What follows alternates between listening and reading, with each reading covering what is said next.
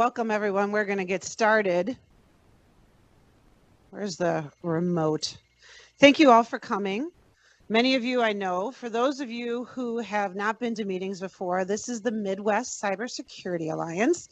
We are an organization, a nonprofit organization of multidisciplinary individuals trying to come together to solve the cybersecurity problem, which is a hard one. So many people in the room are IT and security professionals, but there's also lawyers, risk managers, CFOs, and others. And so these meetings are very casual meetings in the sense of we want you to speak up and ask questions because we're trying to solve the different hot topics that we're talking about. We founded this organization about 4 years or so, and I want to make an announcement before we get started. The president of the Midwest Cybersecurity Alliance has been Joe Abrino, and he was based out of DC. He became Hilton's data protection officer worldwide, and so he's going to serve on our board. But I wanted to introduce Aaron DeMaster from Rexnord, who's now going to serve as our president. You all know him if you've been coming, but Aaron, could you just say hello?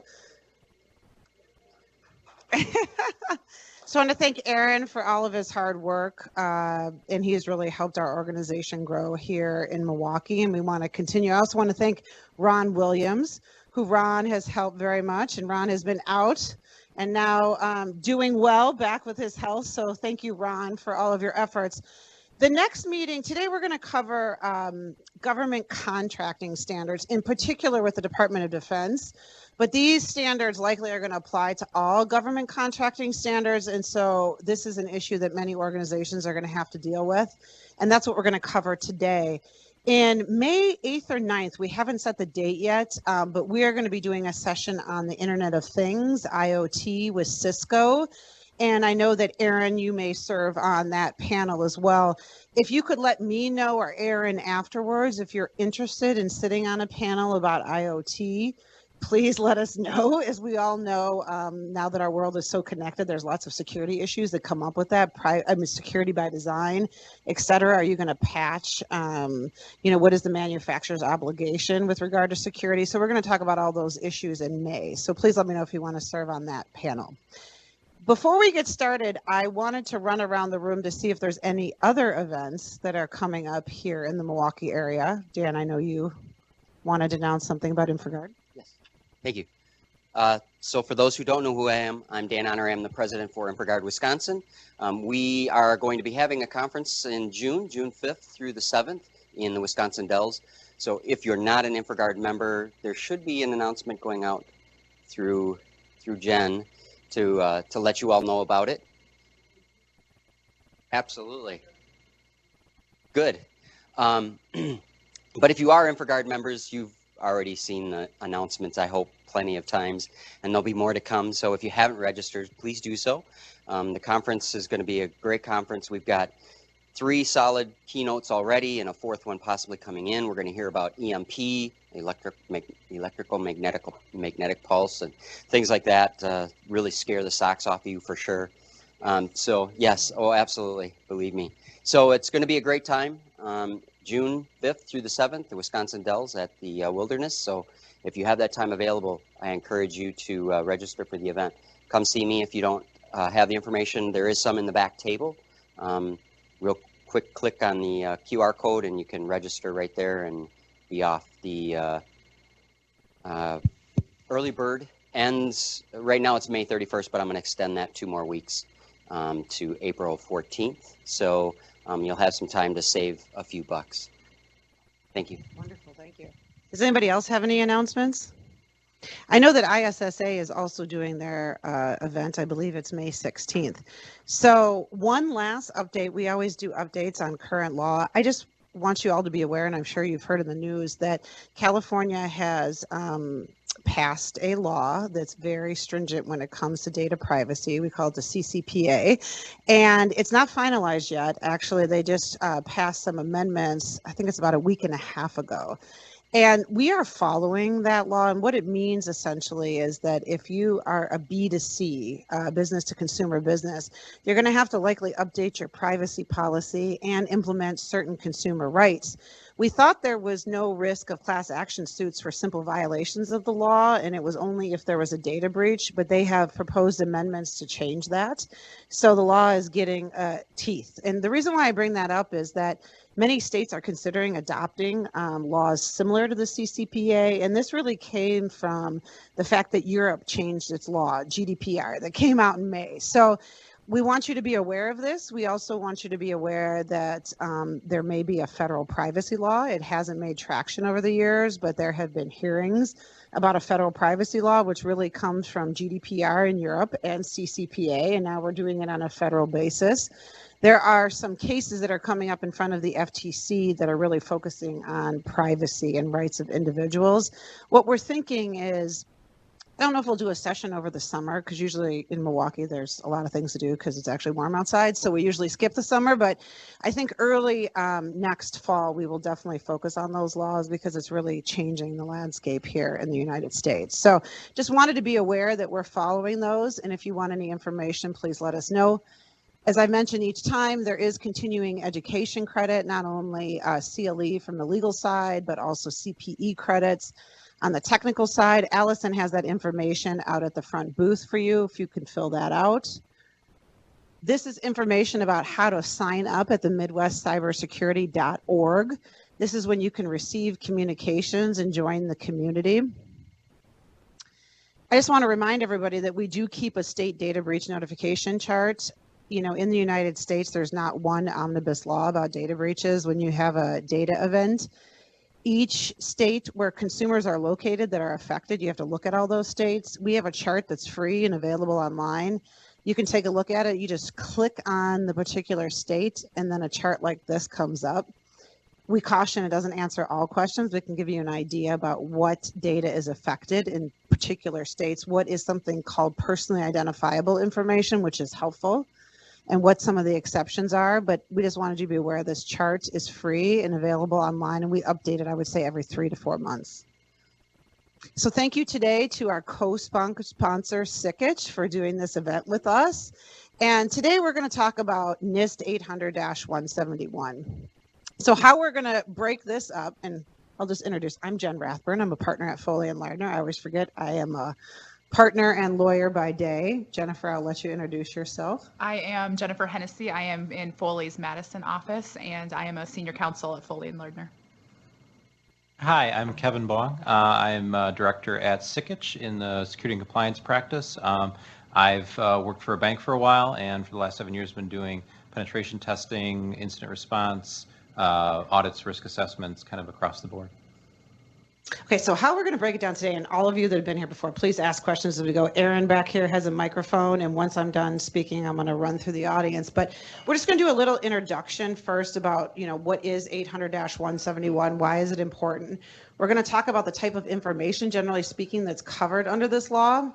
Then we're going to talk about how did this law start? And this law really started is because in your government contracts, you're required to comply with 800-171. And what are those contractual requirements? So that's on the legal side. We're going to talk about oversight and enforcement, some resources for you, and then really you're going to get into the practical aspects of what do you have to do from a risk assessment standpoint? What are these things called SSPs and POAMs, and how are they really different than other types of risk assessments? So that's our agenda today. And now we're going to get started.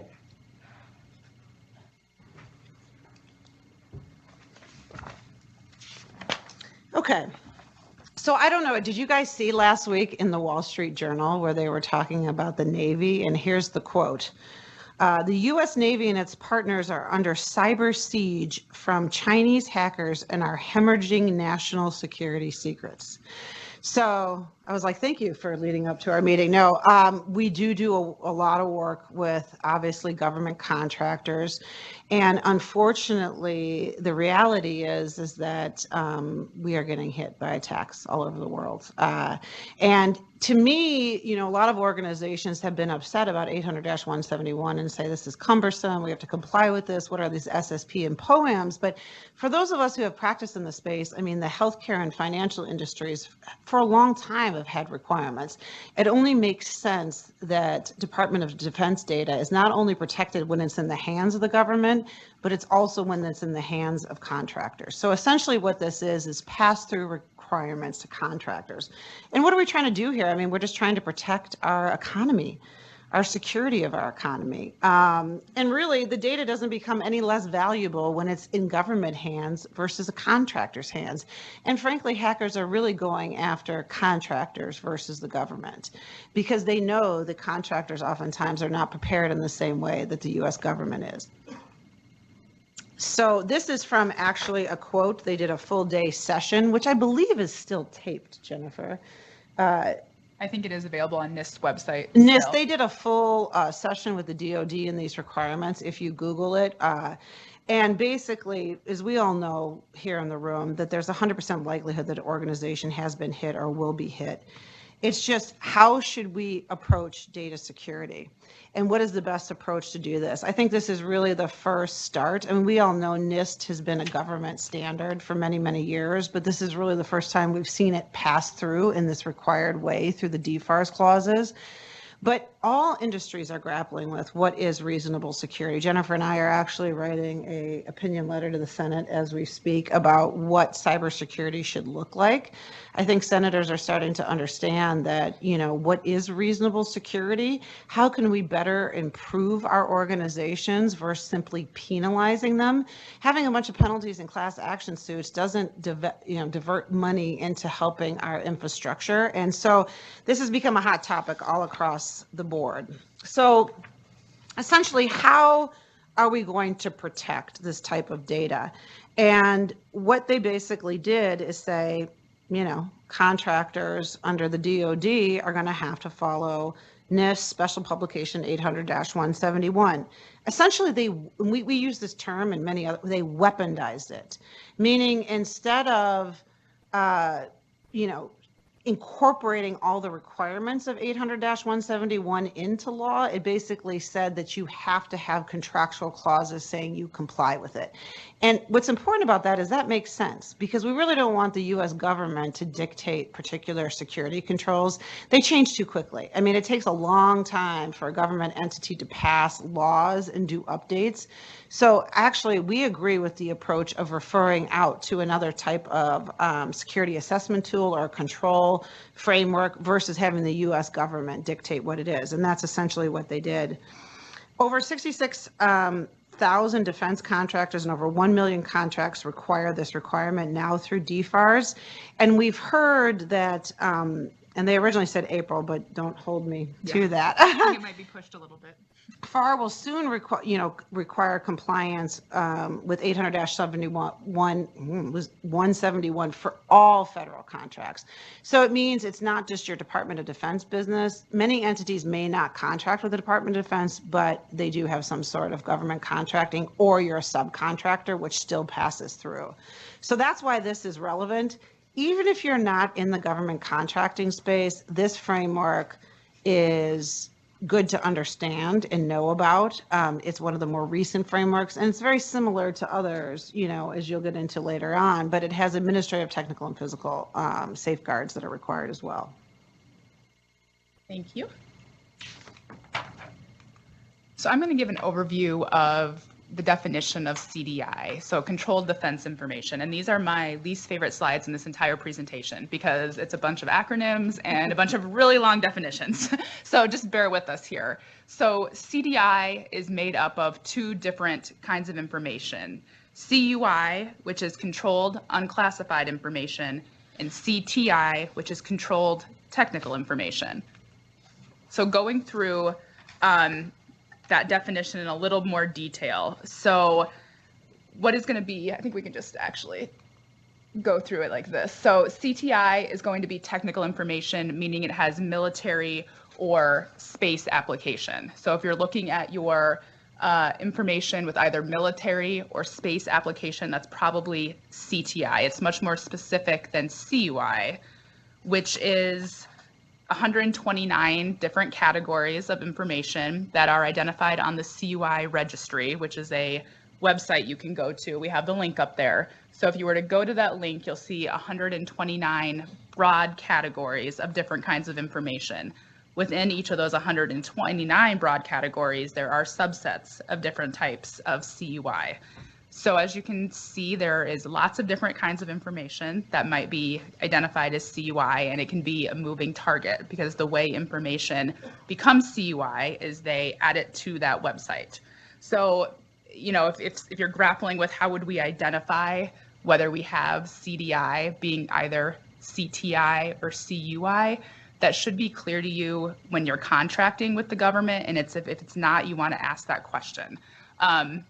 I will tell you, though, that we have discussed this issue with many clients, and sometimes it is difficult to get a clear answer from the government what their position is.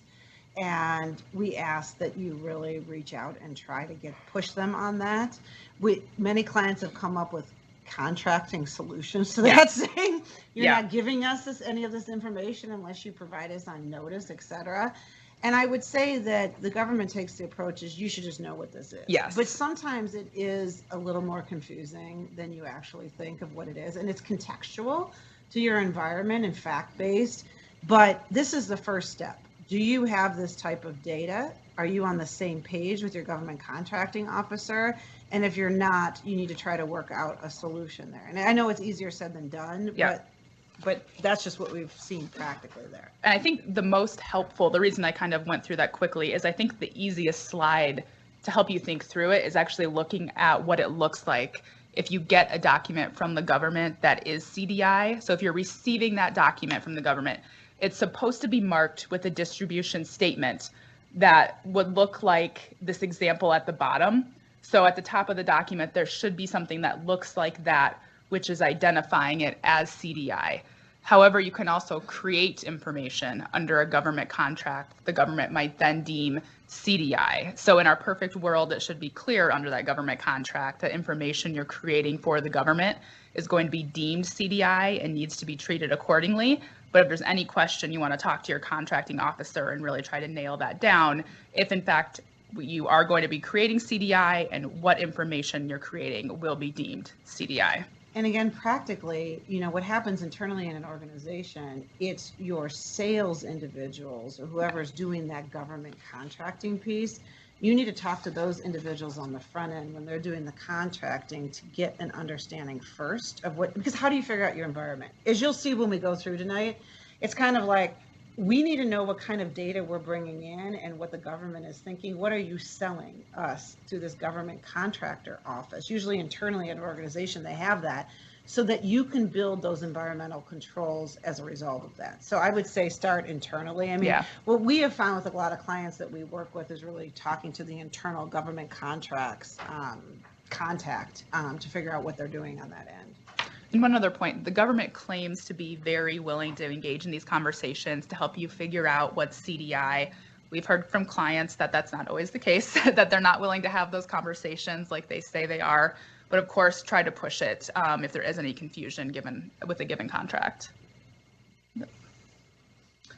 So we're going to breeze over these, but we want you to understand.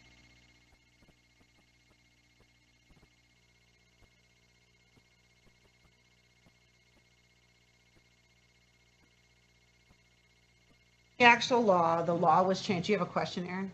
No, we couldn't hear you. Oh, you couldn't hear from the back? Okay. Let me move that. There you go. Where these whoa, that's very loud. I turned it on for you. Yikes.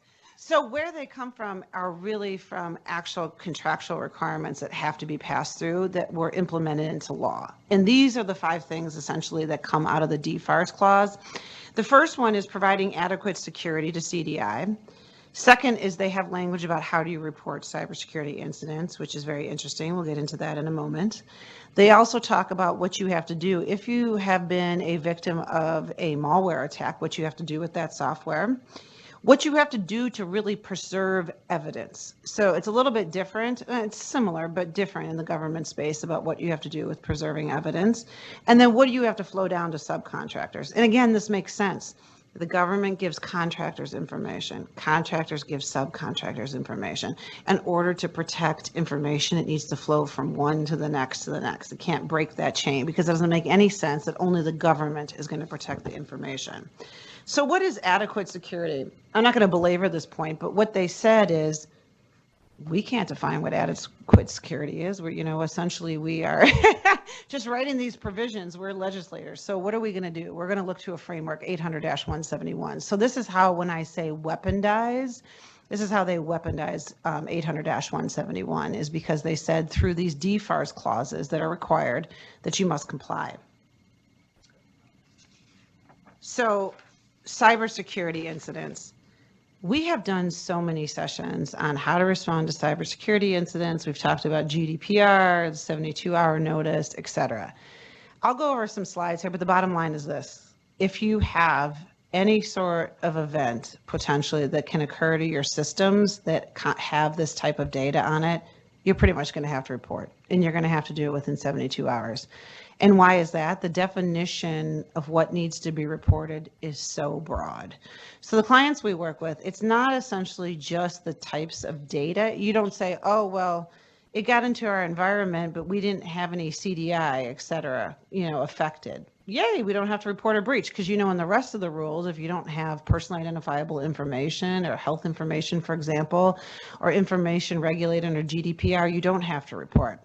Different standard here in the government world. Essentially, and I will read this to you, let me just read you this FAQ because I think this just sums it up. And this is where we get all of our guidance as we look at what the DoD says.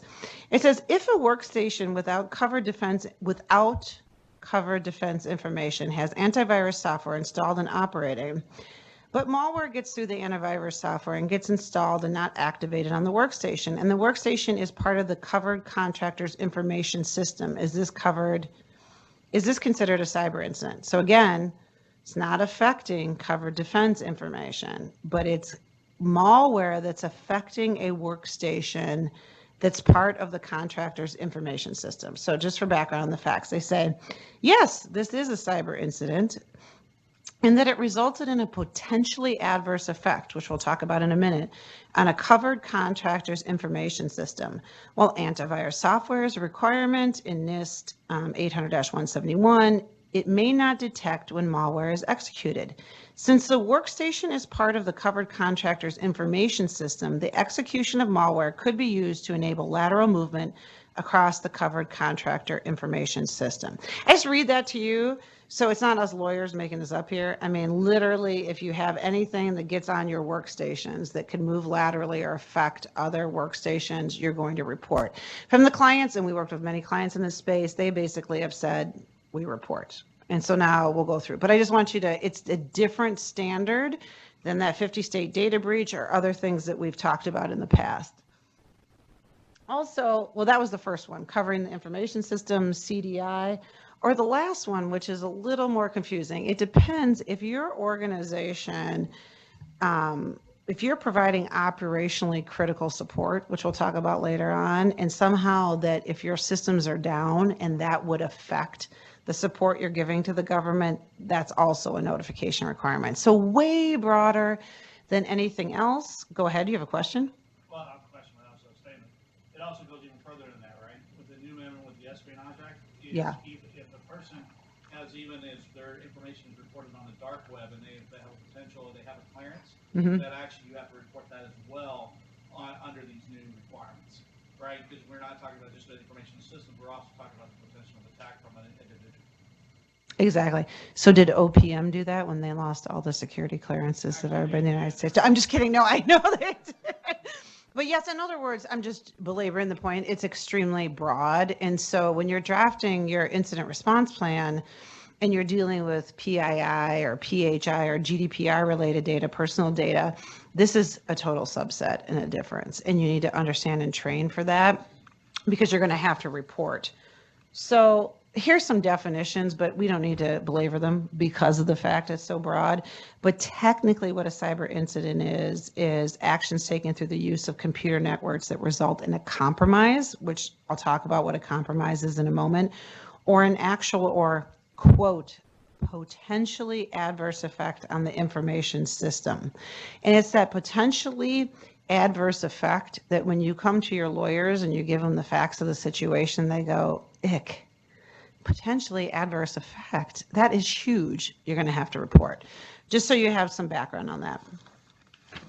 Here's what a compromise is. Again, very broad. I would say some of the practical points here are it's not just a disclosure of an information or modification or destruction, but or a violation of the security policy of a system. Super broad there too. I'm not even sure exactly what that means, but again, just wanted you to be aware of this broad language that's in this requirements. So we mentioned earlier that after you have a cyber incident, you essentially have to conduct a review, just like you do with any sort of other incident, gather evidence of compromise. You have to analyze the contractor systems that were part, as well as any other system on the contractor's network that might have been accessed, because you're gathering data, because the government's going to ask you for this type of information. And you have to report within 72 hours. We all know that 72 hours is so short. And so most likely you're going to have 72 hours to figure out whether you meet or do not meet the statute. And most likely 9 out of 10 times you're going to meet the statute. So you better be prepared to report within 72 hours unless you've segmented your network and you can prove it immediately that it has nothing to do with your government contractor information systems at issue. That's just a practical aspect. You also have to submit the malicious software, and once you discover it, and you should isolate it, you need to contact your contracting officer to see what they want to do with it. It doesn't mean all of a sudden you shoot that over to your contracting officer. They don't really want your malware either, but you need to contact them, because don't destroy it.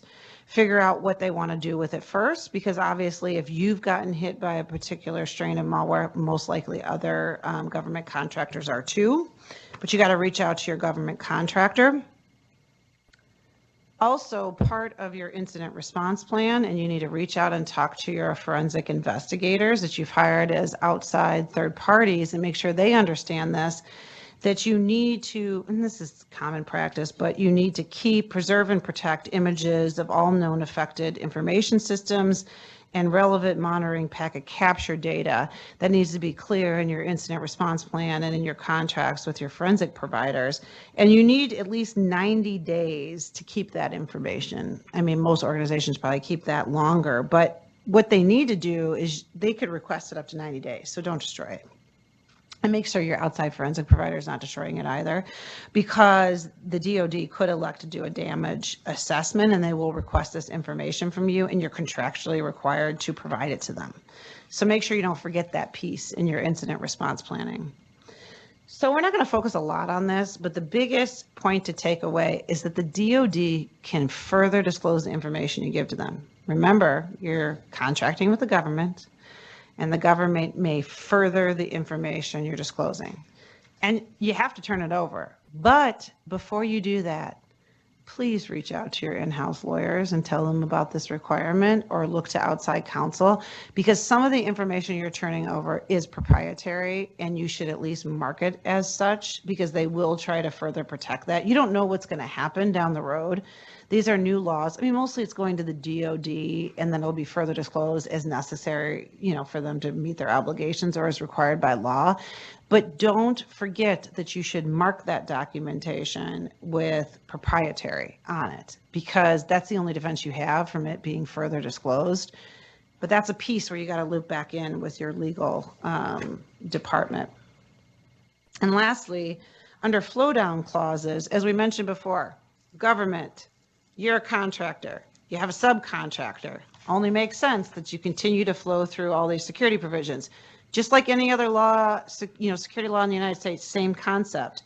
So you got to figure out what subcontracts will involve CDI. Not every single contract that you have that you sub out for a particular service will involve CDI, but it's CDI or operationally critical support. A lot of the organizations we've worked with haven't fit into this example, but you need to figure out, are you providing supplies or services designated by the government as critical for airlift, sea lift, intermodal transportation services, or logistical support that's essential to the mobilization, deployment, or sustainment of the armed forces in a contingency operation. All they're trying to get to there is, if you're subbing out something that's so critical to the government, then you got to pass through this too. It's not just about CDI. It's not just about information systems. It's like, if you're going to pass through a subcontractor requirement that's essential to our services that are operationally critical, you got to pass through these requirements.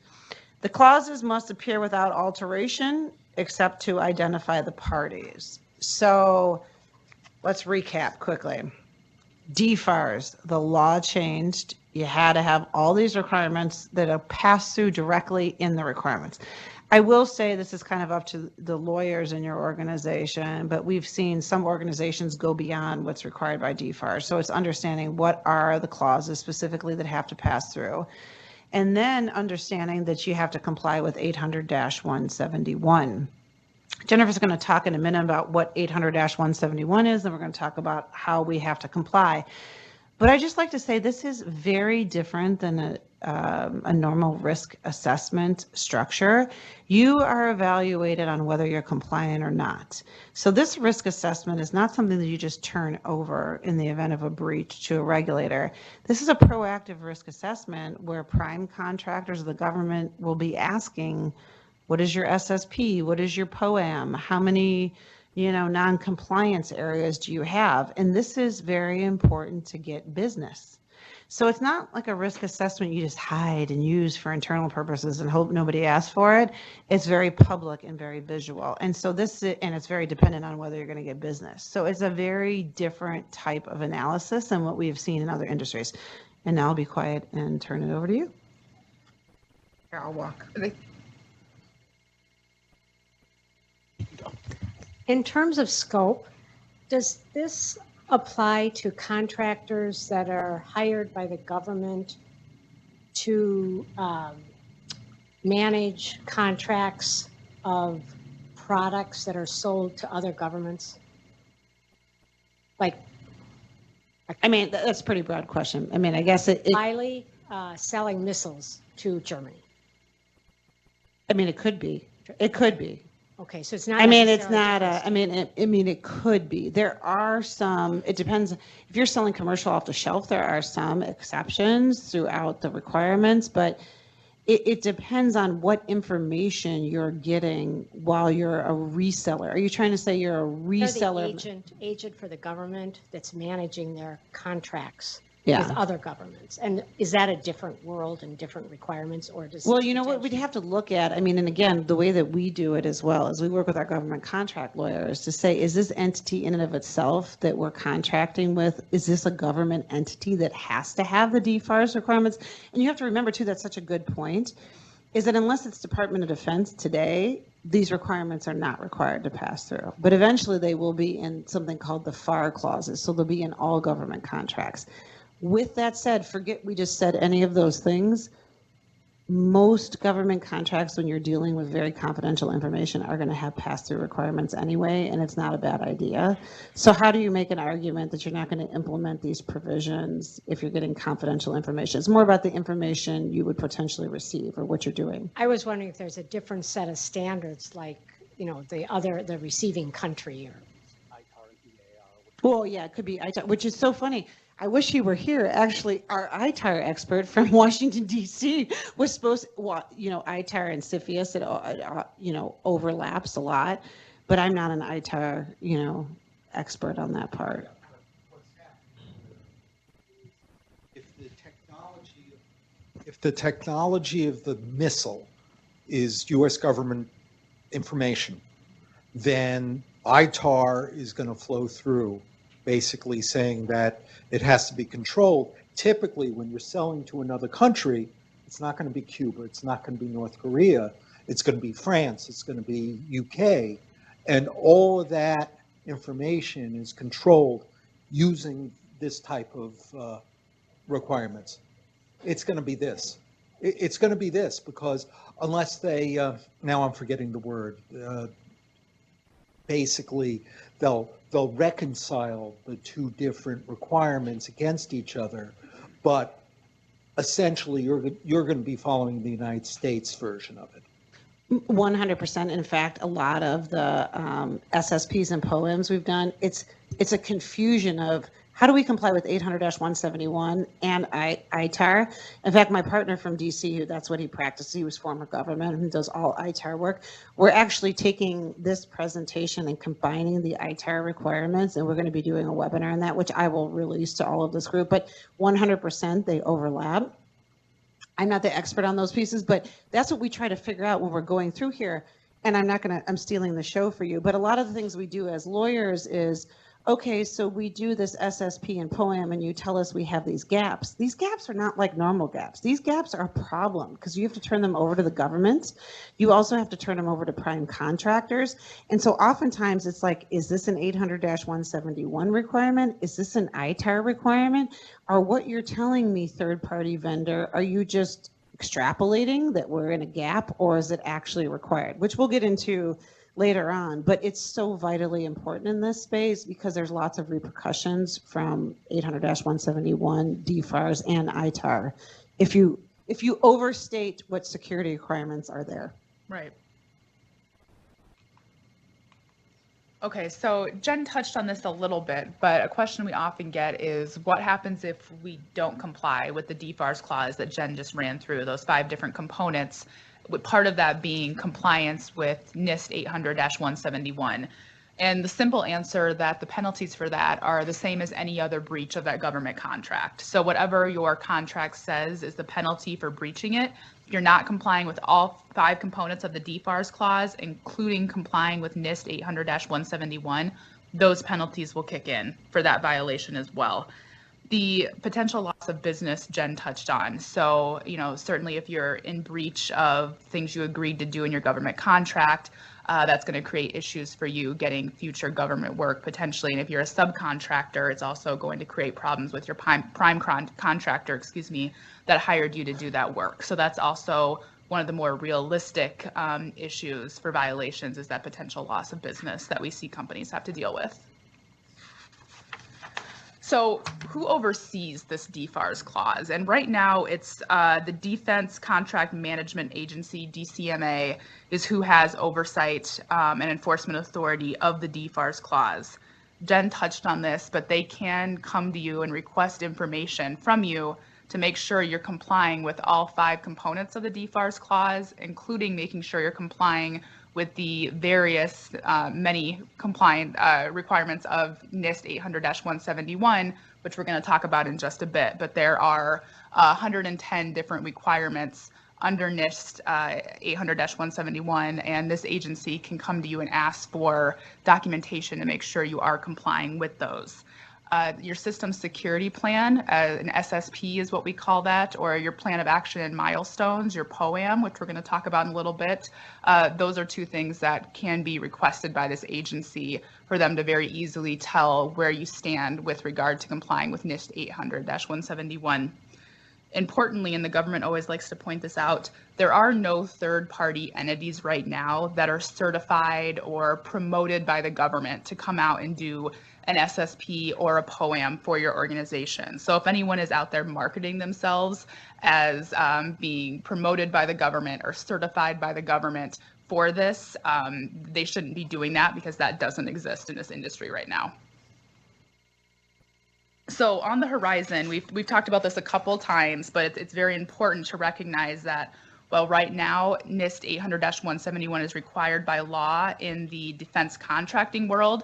It's not required in other federal contracts, but we know that it's on the horizon. So becoming familiar with this right now, if you do contracts with the government outside just the defense industry, is going to be very important. It's going to make it easy for you to transition to incorporating all those requirements into your other types of government contracts as well.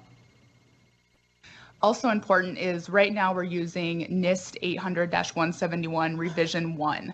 Revision 2 is on the horizon, and it's going to be coming out very soon. So as of a couple weeks ago, it is actually with OMB being reviewed prior to it coming out for public release for comments.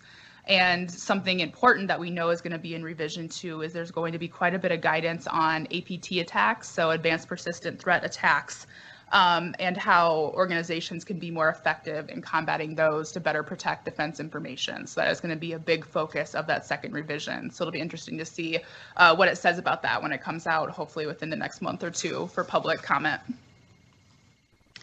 And just a couple slides on resources, because this is actually one of the areas where we practice, where there are quite a few resources. So we have a link to, of course, NIST 800-171 revision 1, the current version. We also have a link to 800-171A. So that's a document that really walks you through exactly how you go through and do an SSP, a system security plan. It's a very detailed document, and for each of the requirements in 800-171, it has various ways that you can show compliance. So if you're doing this internally and don't have a lot of experience with it, that's a really helpful document. In addition, there are SSP and POAM templates available from both NIST and DoD. We don't have a link to the DoD versions up here, but if you go on and look at the NIST ones and they aren't quite your style, take a look for the DoD ones as well, because you might like those a little better. I just have a point about that, because I've had a lot of clients ask me this question, and it's like, well, they don't dictate what template you have to use, but you should be close to these templates. And again, this is not really a risk-based framework. It is, are you compliant or not type of framework. Just so you understand that internally, because that's a different approach than what we normally take with other frameworks. Yeah, great point, Jen. And in addition to, so we pointed out that 800-171A breaks down how to comply with this NIST 800-171 requirements. There's also the cybersecurity self-assessment handbook, which further breaks it down. So the government does a pretty nice job here, or not the government, NIST does a pretty good job here of really breaking down the requirements even further and further and further, so that many types of organizations can go through and try to meet the requirements of NIST 800-171 effectively. There's also a large volume of FAQs, one of which Jen read to you out loud, but there's a large number of them about different topics. So if you're struggling with something, looking for more guidance, there are pretty detailed FAQs on a lot of the requirements of that DFARS clause on the DoD's website. There's also this email address where they claim that they respond very promptly to your questions. That's what they tell us. They are happy to answer your questions and they will get back to you promptly. I'm not sure that they actually do that, but that's what they tell us. And there's also a cybersecurity program that has over 350 participants right now.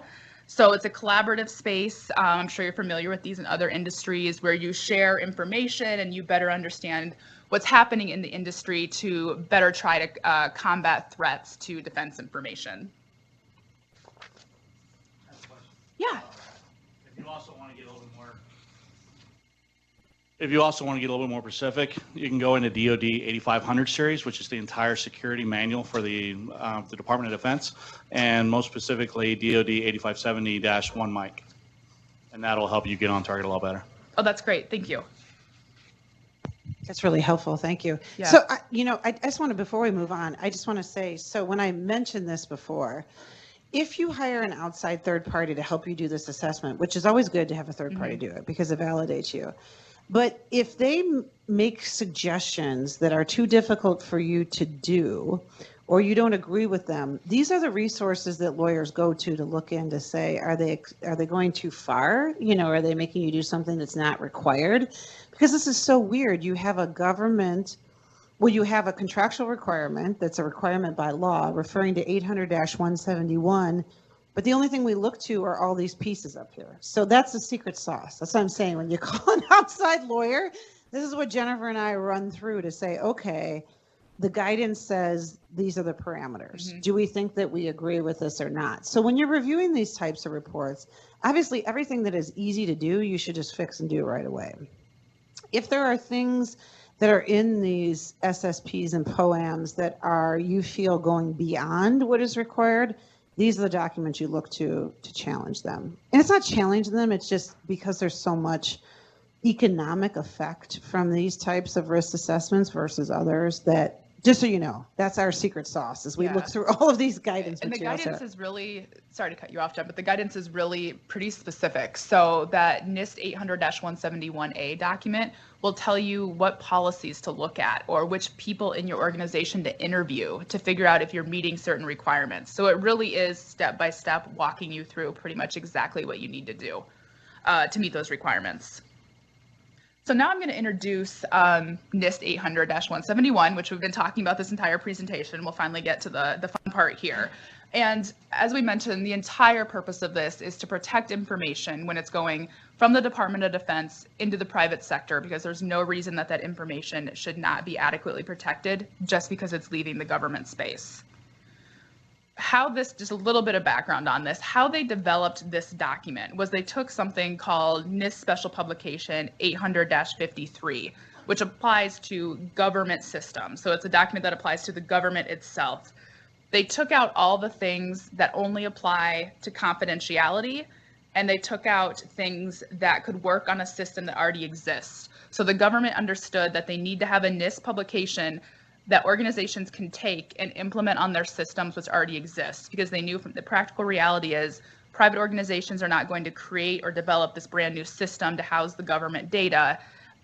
So they have to be able to take a publication and implement it on their systems that already exist to adequately protect the government information. So that was the background. What they're left with are 110 controls, and that is NIST 800-171. And I think with that, I also one other point I want to mention that's pretty new. So I think you've been probably getting that flavor as we talk about it. It only came out for the first time in June 2015. It's been revised since then. And again, we're expecting that second revision, but this is really a very new publication. And now I will officially turn it over to you. Thanks. Yeah, so circling back to the comment about it's not a normal risk assessment. It's this weird hybrid. It's not a risk assessment. You actually have a standard you're assessing yourself against, but it's not to the depth of the standards like 800-53 that was just mentioned, where that's very prescriptive of here's specifically the controls you need in place. Or if you're familiar with PCI or HITRUST or something like that, it's like you need to have a firewall. That firewall needs to be configured for egress access and these ports open and things like that. They've kind of done a nice job of finding a good balance that gives you the flexibility as someone implementing this in a couple of ways. They give you the flexibility of, choosing a way to implement this control that works for your organization, and the flexibility of you're not expected to be compliant on day one. And we'll get into those things. As it was mentioned, there's the 110 controls. They've broken them out into these 14 control families. We'll dive a bit deeper into the control families in a bit. But so my part of the talk here is really, you're an IT guy or an IT manager who's been, told you need to be compliant. What's that going to look like? How's it going to be easy? How's it going to hurt? One of the first things is, are you going to do a self-assessment, or are you going to have some third party do your assessment? There's no requirement that you have a third party. You can do a self-assessment. As was mentioned, there's not third parties that are certified. So at the end of the day, this really depends on you making a defensible decision. If you're going to do a self-assessment, do you have the right people doing that assessment? Are they independent enough to gauge themselves? Are they knowledgeable enough about these topics to give the right information? So if someone comes and asks you, why did you have them do it? Well, here's the reasons it was a good person to have them do it versus have a third party do it. They're going with a third party. You got to vet that a little bit. Do they know what they're doing? And because there's so much gray area, even a little bit of vetting, is their approach to it going to be in alignment with your approach to it and what your attorneys. And make sure they've done it before. On 800-171, that they know what they're doing. Yep. That they don't just sell you on, oh yeah, we do risk assessments, but they know nothing about 800-171 is my tip. So that's kind of the first step. And then, the two main components that you're creating as you go down this path are the system security plan and the plan of action and milestones. So the system security plan is kind of a high-level overview of your environment and your strategy, overall strategy for complying with the compliance requirements. So here's our network diagram. Here's our main IT policy. Here's how data flows through our systems, the CI flows through our systems. But then the other main part of that system security plan is actually, here's each of the requirements and whether or not we're in compliance, and if we're in compliance, how we've gone about doing that. I don't have an example of that here. The templates, they have templates available, but they're not required to use those templates as long as they've got those key parts. Here's our description of our environment. Here are the ways that we're in compliance with each requirement or that we're not. And yeah, other things like connections to other systems. It's a big, the borders and the connections to the other systems is one of the challenging parts. Nobody's just their own system nowadays, and where this data is on your environment impacts things as well. We'll talk about segmentation in a minute. But again, it's nice they've said, hey, we don't think you're going to be compliant on day one. We've worked with you all before. We know what your networks look like. So rather than expect you to be compliant today or a month from now, what we want you to do is create this plan of action and milestones. It's kind of a well-known process across the government of, for anything that's not compliant, let's document what that is, what that looks like. And actually, they even have a template for that as well. You don't have to follow the template, but it has to have the key things. What aren't we compliant with? Who's responsible for this? And, the key thing, milestone dates, like how are we getting to compliance so they can see, in that contract, hey, when we assigned you the contract, you gave us a POAM that said you'd have this in place by June. Is it in place? It's not in place. What's going on there? And an expectation, this is kind of a living document, that you're keeping this up to date, that you can provide it to them on request to see where you are along the path. But it's nice. This is very unique amongst other standards that we see, like PCI or HITRUST or something like that, where it's you got to be compliant today, and we're not going to sign off until you are, to give you this kind of path to full compliance, and you're kind of technically it's compliant. totally different. That's what I've said. I mean, just for everyone's grounding here in the room, if you don't have to comply with it today, it's just a different weird framework that it just has different parts of it for that very reason. It's like, hey, we're not in compliance, but we will be by August 1st, 2019. So award us that contract and we will be in compliance. It's a different process to doing risk-based, and the fact that you don't have to be in compliance today. But I think over time, it's going to get more and more stringent. It's not going to allow you to have such long timeframes. They're not going to award contracts. Yeah. And again, even though you're not compliant today, the reason for non-compliance has to be defensible.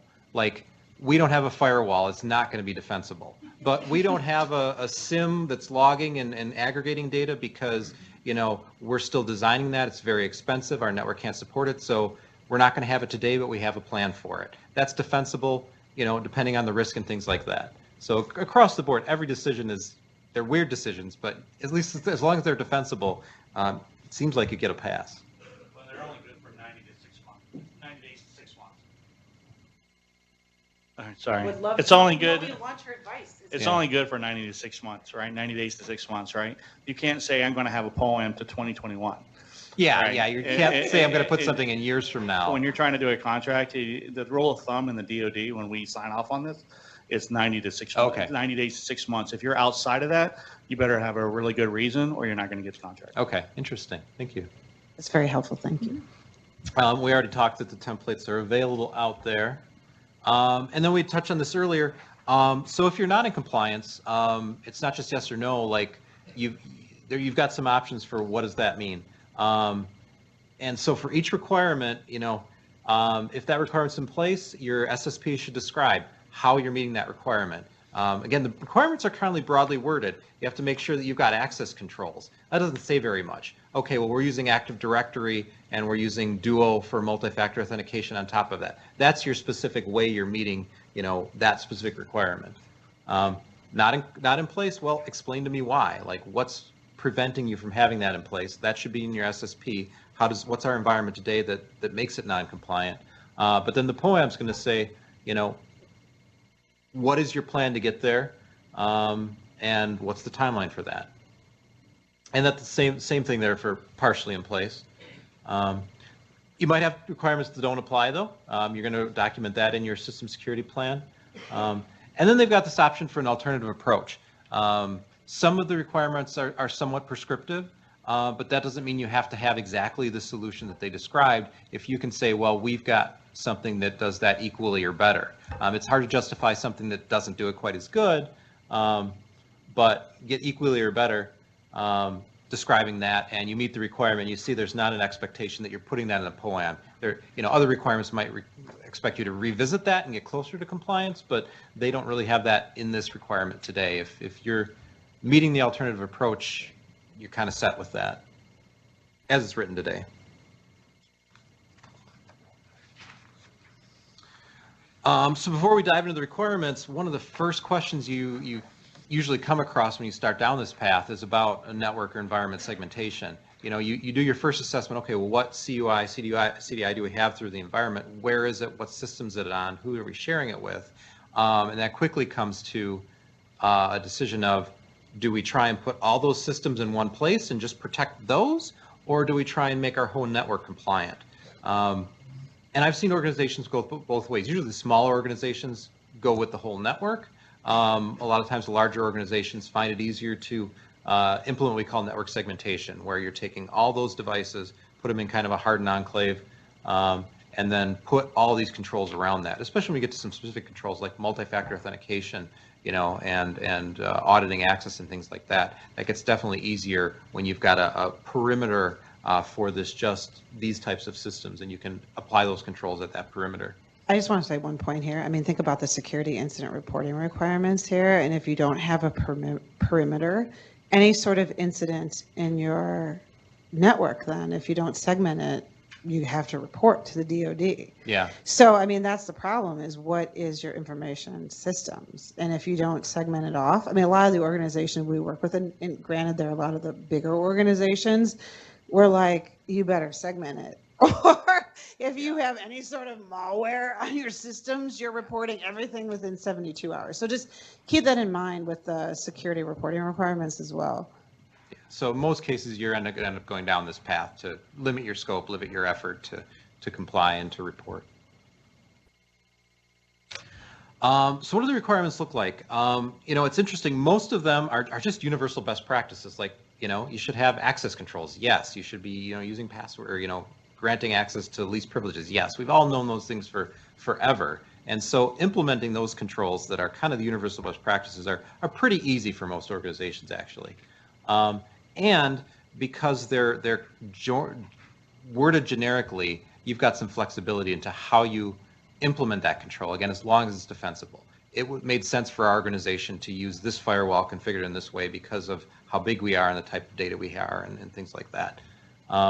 However, there's some that are a little more specific and prescriptive, and some of those especially are we haven't seen a lot of manufacturers have to comply with that type of expectation before. Multi-factor authentication for local access to a system is a great example. Like, we have a hard time finding a lot of manufacturers, at least smaller mid-sized manufacturers, that use multi-factor authentication even for remote access. But now, you're looking for expected to have it pretty much all access to a system. So just very quickly to give you a high overview of the requirements then, some of them that are pretty easily met, access control, you're talking about things that you already do, knowing where your CUI is, controlling the flow of it through systems, so it only goes through systems that are part of this probably segmented environment you've created, things like separation of duties, least privilege, and if you got remote access, having the right controls around, is the endpoint somewhat secure? Somehow are you checking that? Do you have, multi-factor on the VPN? All those kind of things. Wireless controls, again, obvious things about using enterprise grade wireless encryption and things like that. Awareness and training is another one of those. Is everybody should be doing it anyway. Not very prescriptive. The prescriptive thing here is it actually says you must do periodic training. You can't just say that we've given them the handbook. That's not enough. But we get a lot of questions about that. Just so you know, regulators do ask for evidence oftentimes in many of these requirements. You should have a certificate. Yep. Have people sign in once a year or however frequently it is.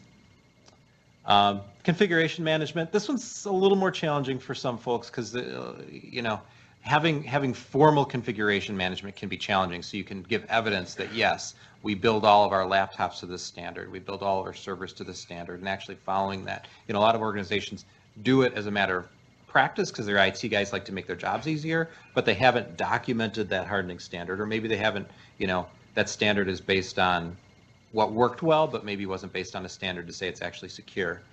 So that's where you can get a little caught up there. Change management, again, every organization should have it. This is new for some smaller manufacturers that I need IT change management. What does that mean? How do, where am I don't have any system for tracking every change I make to servers and who's going to go to the committee meeting to approve those things. That gets a little new, but usually not too big of a hurdle. Incident response is pretty straightforward. Having a document plan, tracking and testing it can be new for some. Oh, I've got my numbering screwed up here. I'm sorry about that. But maintenance is an interesting one because most of these are about protecting confidentiality. But if you look at the maintenance requirements, it's more about making sure your machines are well maintained, which has a security component that you're not producing bad. In the DoD products? and federal, when they talk about maintenance, they're talking about life cycle replacement, right? Okay. So whenever they want to have a plan that you have a replacement cycle of anywhere between 4 to 5 years, that your equipment isn't even older than that. Okay.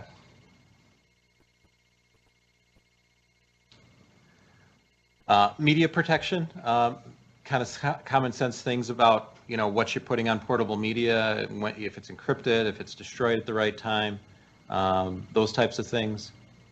Personnel security is common sense, screening your hires, having formal termination processes. Physical protections about badge controls. So as you can see, a lot of these are things you ought to have anyway. It'd be hard to justify not having these things. So risk assessments, this is interesting that a risk assessment, like most frameworks, is part of this other compliance assessment, that you should be making sure that you're evaluating the risk of different threats, looking at both of the checklist way that SP 800-171 is going to do it, but also the threat vector way about what might be coming after us and are we actually protecting against that.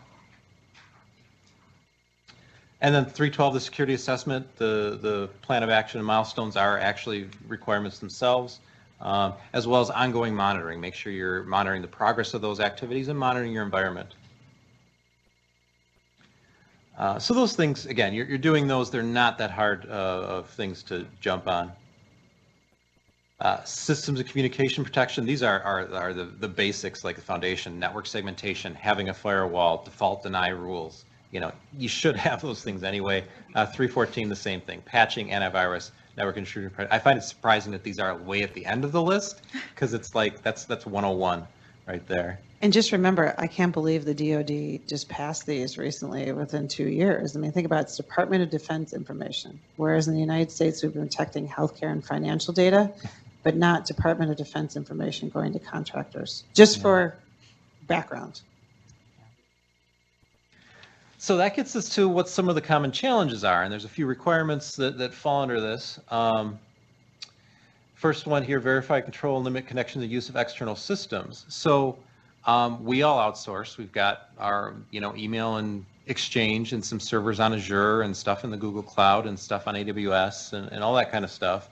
The expectation here is if that's part of your protected environment, if you've got CUI there, you're going to have to find some way to attest that these same level of controls are extended out to that service provider.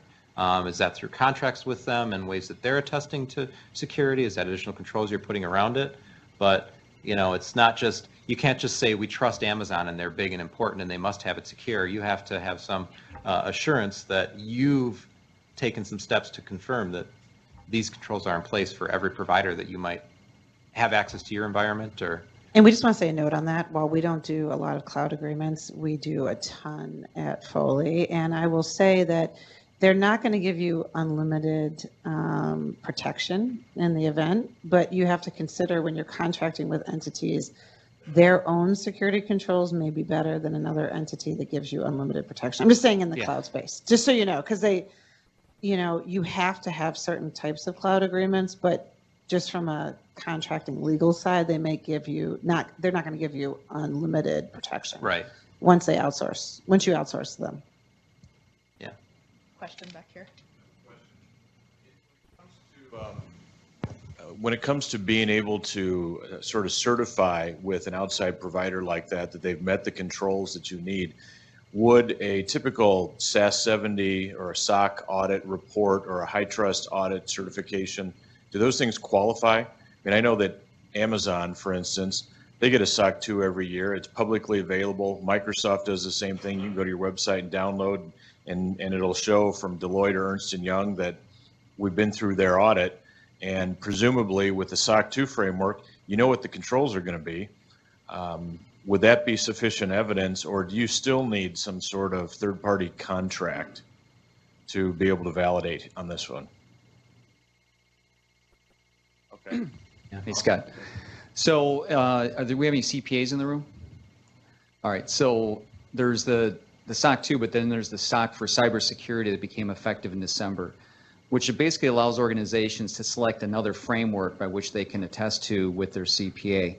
So NIST 171 could be that framework, and then the CPA can actually attest with a SOC for cybersecurity to something like NIST 171. Okay. Just like HITRUST or anything else. Is that what you're saying, Terry? Possibly HITRUST too, yes. I know HITRUST does because they came and spoke like 3 years ago. Yeah, they can, yeah. Well, SOC 2. they would pull in the SOC 2, but yeah. Oh, but that's helpful. The SOC for cybersecurity was meant so, because organizations were being bombarded saying be SOC 2, be this, be Yep. that, all these different compliance. And now there's a whole other set of trust principles in the SOC 2 that they're having to test to, and a whole other process. Whereas they could just say, well, but NIST 171 is the only framework I really want to be compliant with. And then this organization is like, but I need this SOC thing, and I need to make sure you're testing your controls. Now they can get a SOC for cybersecurity and name the NIST 171 framework as the framework by which it's being attested to. I think we need to bring that, we did this whole session about what SOC audits mean and how can you get your outside, through your vendor management process to, what are the things you can use to make sure they're secure? I feel like we should do that again. Yeah, it's I think we brand- should do it again in the fall, so. So it came out December. I don't yet have any clients that I know of that actually have a SOC for cybersecurity, but this is the information that's out there that you can actually get certified to. We'll get our something like accountants. this. I'm speaking to all accountants here in Milwaukee. Are you coming, Mike? No, on Thursday to Potawatomi. I'm speaking to all CPAs here, but I'll bring that subject up. But I think we should do something on that in the fall because you're trying to figure out the easiest way that you can validate your third-party vendor. And I'm not aware of that process yet, but that's a good point. Sorry.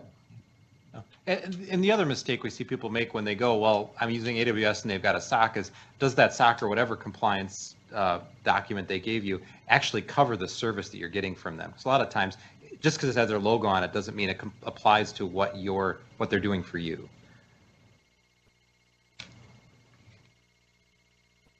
Second common challenge area is the requirements around audit and accountability. Really, this is, the right logging and log consolidation and log ability for log review. We do a lot of incident response of, someone's been breached and we have to go in and figure out what happened. And even organizations that are compliant with standards like this, when we actually come in the door and want to use those logs, by and large, we find that they aren't doing it well. The log history isn't there. The events that we need aren't there. And these are organizations that are PCI or HITRUST or whatever certified. So if you look at a manufacturer who's just starting at this, that's even more of a struggle for them. And think about that. You have to keep the logs, potentially. They could ask you 90 days of evidence. Yep. And then if you cause major damage assessment to the U.S. economy because secrets were stolen and you don't implement these logging controls. I'm just thinking way in advance in the future. Yep. But, that's one of the things that, is difficult to tell what happens during a cyber incident if you don't have the logging mechanisms. And here you proactively have to turn over your evidence to the government. And then it's obvious that you're not complying with this. I'm just saying this is a big issue potentially down the road. Yeah. Yeah, and it's not just having the logs, it's, audit reduction. So do you have some mechanism to find information of interest in those logs in a meaningfully short time? And alerts on logging process failures. So some other monitoring of the monitoring you need to have in place to meet these requirements. So this is one that people can struggle with. Multi-factor authentication, I've brought this up a couple times. everybody should have multi-factor authentication on their VPN. I'm starting to say everybody should have multi-factor authentication on their email nowadays because we're seeing so many mailbox account takeovers that people are, manipulating people in that way. But this is one of the few standards that actually looks for multi-factor authentication for pretty much, if you're at your PC and you're logging into the file server, the requirement would say MFA is required. Or for the admin sitting down at the domain controller locally, that's local access, they're looking for MFA there. That's kind of hard to do on a distributed network. We see a lot of organizations putting this at the perimeter of that segmented network, at kind of the hardened enclave. So you've authenticated there to get into that secure environment. Common challenge, vulnerability scanning. So, and really I call this a challenge not because it's hard to drop in Qualys or Nessus or some vulnerability scanner and tell it to scan once a month. That's fine. It's the 3.11.3 that says remediate vulnerabilities. That's where organizations struggle, because once you drop that scanner in and have it start scanning your network, it's going to give you this huge list of red and yellow things to fix. Organizations struggle a lot with, checking off that list, working through it. But, it's not defensible to just scan and ignore it. You have to have some, your risk assessment can help you here to say, we're not going to try and patch every vulnerability or fix every vulnerability in our scan in 30 days. We're going to rank them. The high risk we'll do in 30 days. Everything else we should have fixed in 90 days. Some again, thoughtful, defensible approach to managing these vulnerabilities. FIPS validated cryptography. So this one's interesting because, it says not just FIPS compliant, FIPS validated. And when you go down that road, it can be costly to do that. And because to be FIPS validated, the whole system as a whole needs to be validated. That's not even possible in all scenarios. So you kind of can get tripped up on this of when do we need it validated? When is FIPS compliant good enough because validated isn't practical? I don't know if you guys have come across this from the legal standpoint. I just know this is what people struggle with. FIPS is hard. We get a lot of requests of who can do a FIPS audit and who is, and there's very few people. Oh, can I have your card, please? I'm just kidding. Yes, please do. The deal with FIPS is that there's a list that NIST maintains, and there are products on it, all companies that have been selling into the federal government, and this has been going on for decades. And what it means is that if you're signing a federal project, a federal contract, and you have your own infrastructure, the encryption part of the infrastructure has to be using FIPS validated equipment. It's not that there's a big difference between compliant and validated. The word compliant actually means validated. Otherwise, they're not compliant. If they haven't been validated, they're not compliant. So what it means is if you've never taken a federal project before and you go through the assessment and you're basing certain information, it said data at rest had to be encrypted. It has to be encrypted by a FIPS validated solution. As it turns out, generally, Windows has that. So you go through the list and you start looking at how you're proposing to do it. And remember, the federal government manages to do it. They cannot buy anything that hasn't been FIPS validated. So if they can do it, you can do it. I like that positive end. Yeah, thank you. Yeah. And yeah, that. So a couple other things, Aaron, I know you wanted to come up and talk about it. I've actually, well, we're keeping a little on the down low. So I am a partner in a law firm full-time doing this job. We do this out of the goodness and generosity of our hearts because we actually love this so much and want to help our children when we're all old, not have all our IP secrets stolen away. But we're trying to develop like a state network, I guess, grassroots effort. We do a lot of work in Missouri. We've done a lot of work with the legislature there through the lobbyists that co-founded the Midwest Cybersecurity Alliance. Michigan Cybersecurity Council has reached out to me, and they're trying to do some coordinated efforts in Michigan, and we are coordinating with them as well. But Aaron also wanted to talk about what we're going to do. Right. So we, at the end of April, a number of our leadership team will be going down to Indianapolis to spin up a new chapter down there. So we are meeting with the CIO group down there, as well as a number of other industry professionals to essentially get another Midwest Cybersecurity Alliance presence going, so that we can reach out to and get the information and input from those people. We've got companies like Andretti Motorsports, Eli Lilly, a number of other large corporations that are there that can benefit from being members of MCSA, and we can benefit from their input as well. And just so you know, I mean, nobody gets any money for this. We're all kind of just doing this for fun. So anybody that wants to help us in this effort, please do. Do you need something, Ron? So for those of you that may be multi-state, there's going to be a big effort down in Missouri, St. Louis. I've been in contact with the St. Louis group a lot. So look forward for some mailing to come. If you have someone in that area that you'd like to recommend or would like for them to be engaged with the group, please let us know. There's a hotbed of tech and tech resources down there. There's some big things going on with WashU, SLU, some of the pharmaceutical companies, banking, and believe it or not, there is a lot of cyber hacking and cracking going on down there, Alex. So stay tuned, okay? Thank you. So does anybody have any questions or any sort of observations? Again, we're just here to learn from each other, so don't be shy. How many people are dealing with 800-171, just out of curiosity?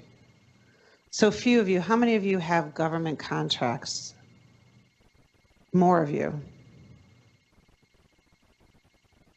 This is going to become part of your lives. And if it's not this framework, it's other frameworks. And I think really the question is, what does the framework do? Is it the government's, duty or responsibility? Should they be telling us what we have to do with cybersecurity, or should they let it be adjusted accordingly through frameworks such as NIST or CIS or ISO, et cetera? Some of the duty of care, risk analysis we've talked about before. What is the standard you should be doing? But I mean, we're just trying to cover all of these different things. So no questions? You got a question over there? I don't have a question, I have a statement.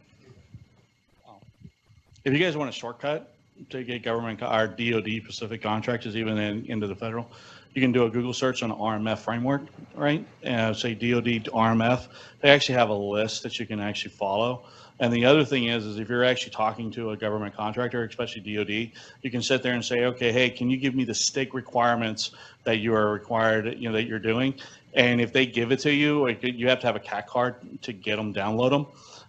It's not like it's like unclass CTI, but you can sit there and that is a way you can have a conversation. You can say, hey, look, I'm STIC compliant. And that is a huge deal because that's the first thing they're going to audit you with when they go and look at you. They're literally. What does that mean, STIC compliant? What does that mean? You know what? I don't remember. We're just trying to figure out all the language for everyone. What exactly does that mean? STG, right? DoD STG, right? It's off of the DISA-DODN website, which is the guys that are required to do all the audits.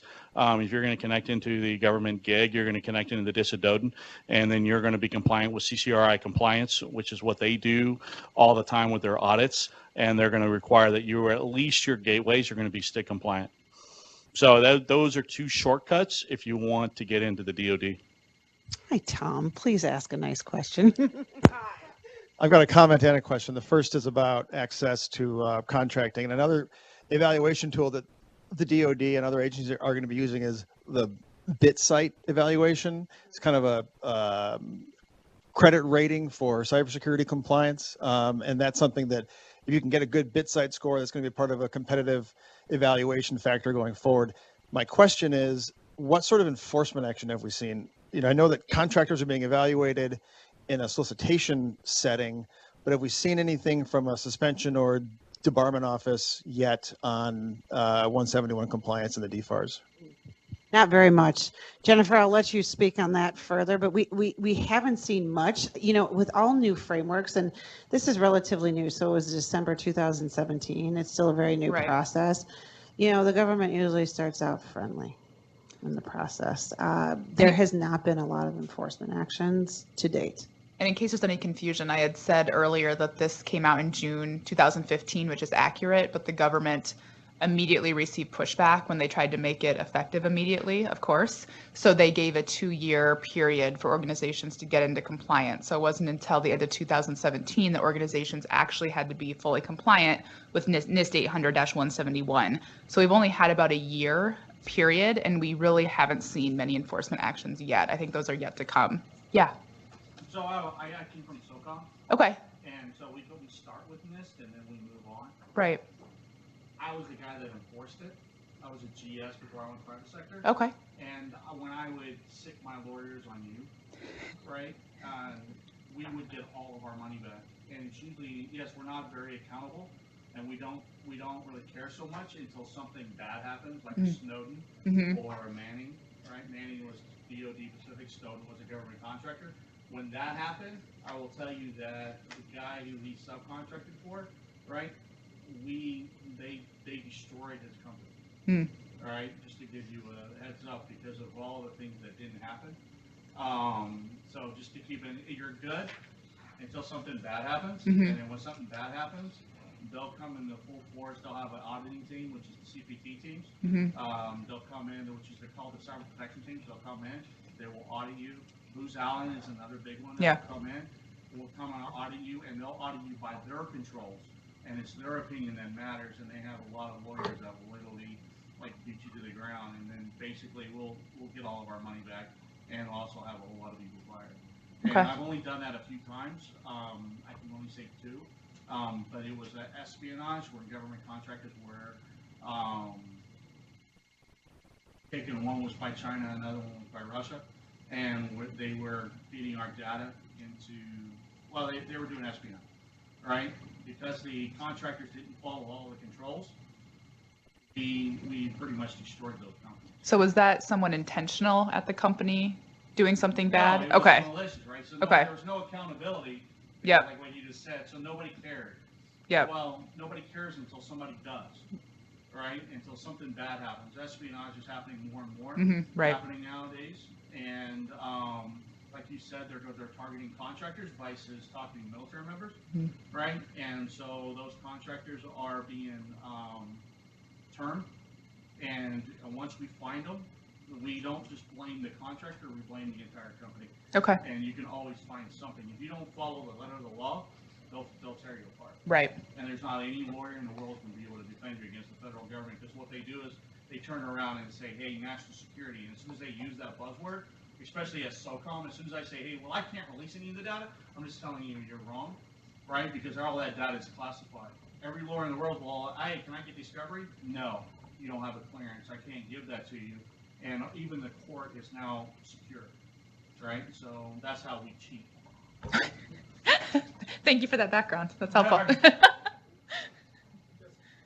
that's happened here is that working in Washington a long time. There's a big difference between the DoD space and the rest of the government space. And forever, DoD has been protecting their information. It just became electronic, and they just continued on doing it. But what this SP 800-171 is trying to do is add it to the entire government space. So it's mostly applying to people who have government contracts, non-DoD. So what we just got was the horror story of what's happening in the DoD space. But remember, it's the same government. And the reason you don't get answers about is it okay to do this or okay to do that is because there's nobody in the government who has authority to say it's okay. Maybe the COTR, the contracting officer, but that's it. They don't let you off the hook because if something happens, they're going to come down. They're not going to let themselves have this space saying, oh, yeah, I told them it was okay, and a breach occurred. Because what we already know is a breach always occurs. Right. Yep.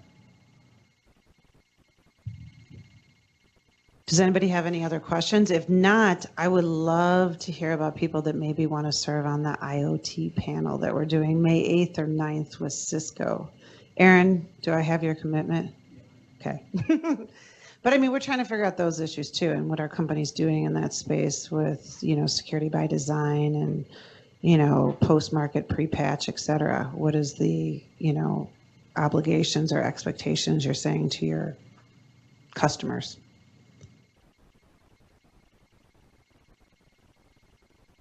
Thank you very much. We really appreciate it as always. And if you want to get more involved, please let us know. Thank you.